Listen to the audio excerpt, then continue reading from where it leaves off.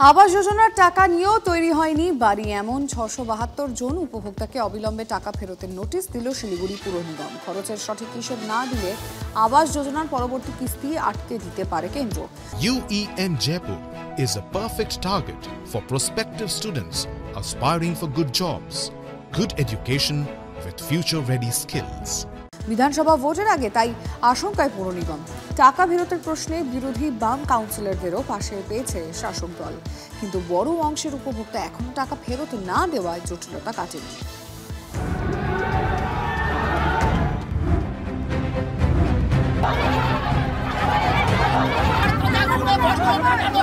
আর বলছে কি 10,000 টাকা দিবেন তো নাম হবে, না হলে হবে না।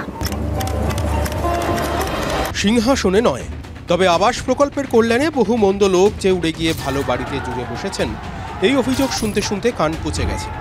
আবাসে দুর্নীতির ফিরিস্তি, অভিযোগ পাল্টা অভিযোগ, টাকা পয়সা নিয়ে কেন্দ্র রাজ্য চাপানুতর, মামলা মকদ্দমা এসব ঢের হয়েছে।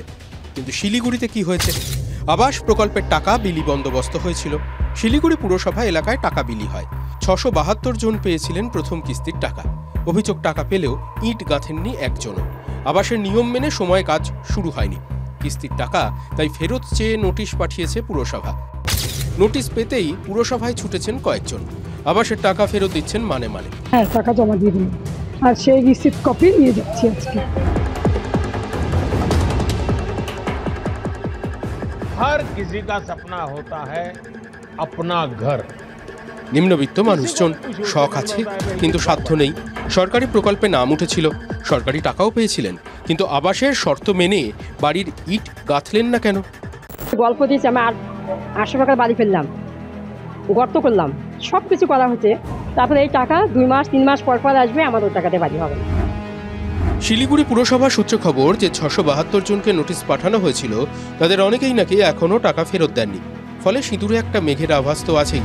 সময়ের মধ্যে আবাসের কাজ না হলে, দিল্লিতে রিপোর্ট জমা দিতে না পারলে আবাসের পরবর্তী ধাপে শিলিগুড়িকে দুয়োরানি করে রেখে দিতে পারে কেন্দ্রীয় সরকার।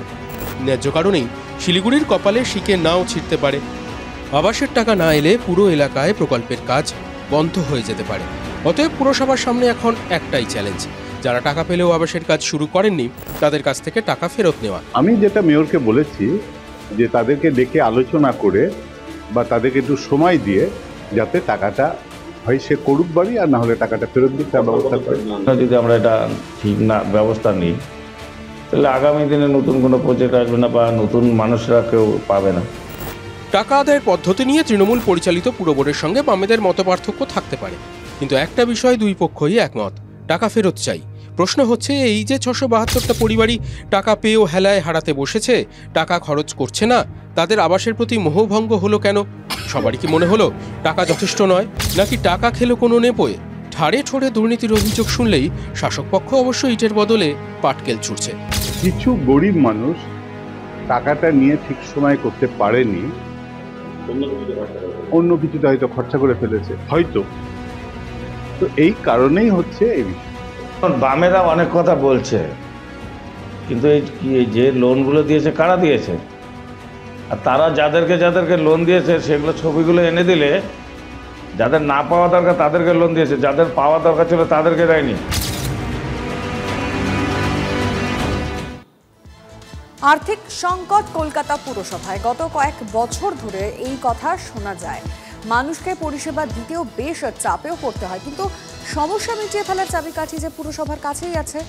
মিটে যেতে পারে সমস্ত আর্থিক সংকট। কিভাবে?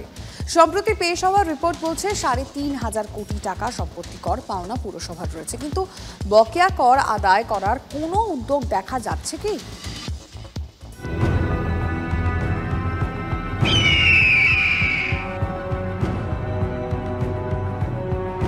কলকাতা পুরসভার ভাড়ারে টান, হাজারখানেক কর্মী অবসরকালীন সুবিধা পাচ্ছেন না। কাজের পর কাজ হচ্ছে, কিন্তু ঠিকাদাররা টাকা পাচ্ছেন না। এদিকে কোটি কোটি টাকা ট্যাক্স বাকি। একটু আর্থিক দিক দিয়ে আমরা একটু পিছিয়ে পড়েছি, প্রায় আমাদের ২,০০০ কোটি টাকার ডেফিসিট রয়েছে। আমি তার মধ্যে চাপ দিয়েছি রাজস্ব আদায়ের, এবং খুব ভালো করে আমাদের কর্মচারীরা রাজস্ব আদায় করছে। আমার মনে হয় আর বছর দুয়েক যদি আমরা এটাকে কন্টিনিউ করতে পারি এই ফ্লোটাকে, তাহলে আর্থিক দিক দিয়ে আমরা সফল হয়ে যাব। বছর দুয়েক আগে এই কথাই বলেছিলেন মেয়র ফিরহাদ হাকিম। কিন্তু 2 বছর পরও যে পুরসভার ভাড়ারে স্বস্তি ফেরেনি। সম্পত্তি কর এখনো বাকি 3,504 কোটি টাকা। এমনই তথ্য উঠে এসেছে কলকাতা পুরসভার সাম্প্রতিক রিপোর্টে। আর এই বিপুল পরিমাণ টাকা বাকি রেখেছেন 1,524 জন। তথ্য বলছে গরিব বা মধ্যবিত্তরা কর দিচ্ছেন, কিন্তু টাকা বাকি রেখে দিচ্ছেন আর্থিকভাবে সচ্ছল ব্যক্তি বা সংস্থাগুলো। বিরোধীদের অভিযোগ, কোনো এক অজানা কারণে এই টাকা আদায় তৎপরতা দেখাচ্ছে না পুরসভা। ব্যবস্থা নেওয়া হচ্ছে না কর খেলাপ করা ব্যক্তি বা সংস্থার বিরুদ্ধে। তথ্য বলছে 50 লক্ষ থেকে 1 কোটি টাকার মধ্যে কর বাকি 796 জনের।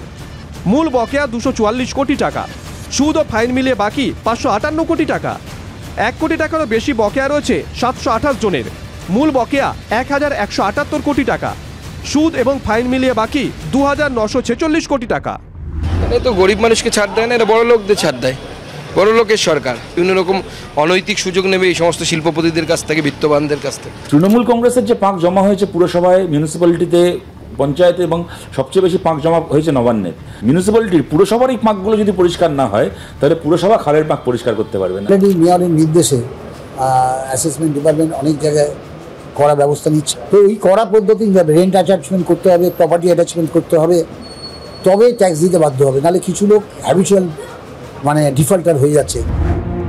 কলকাতা পুরসভার অর্থ বিভাগের কর্তাদের কথায় বকেয়া কর আদায় হলে মিটে যাবে অনেক সমস্যা।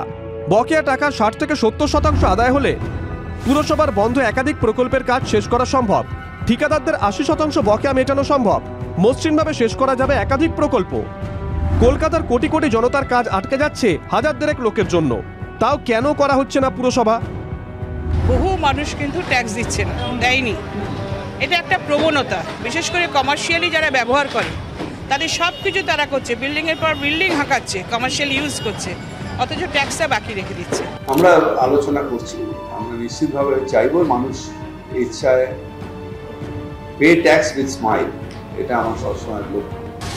পুরসভা সূত্রে খবর, 2024-25 অর্থবর্ষে সম্পত্তি কর বাবদ 1,258 কোটি টাকা রাজস্ব আদায় হয়েছে, কিন্তু সেটা টার্গেট থেকে অনেকটাই দূরে। এর ফলে প্রভাব পড়ছে নাগরিক পরিষেবায়, যা নিয়ে ক্ষুব্ধ নবান্ন। সায়ন্ত ভট্টাচার্যের রিপোর্ট, TV9 বাংলা।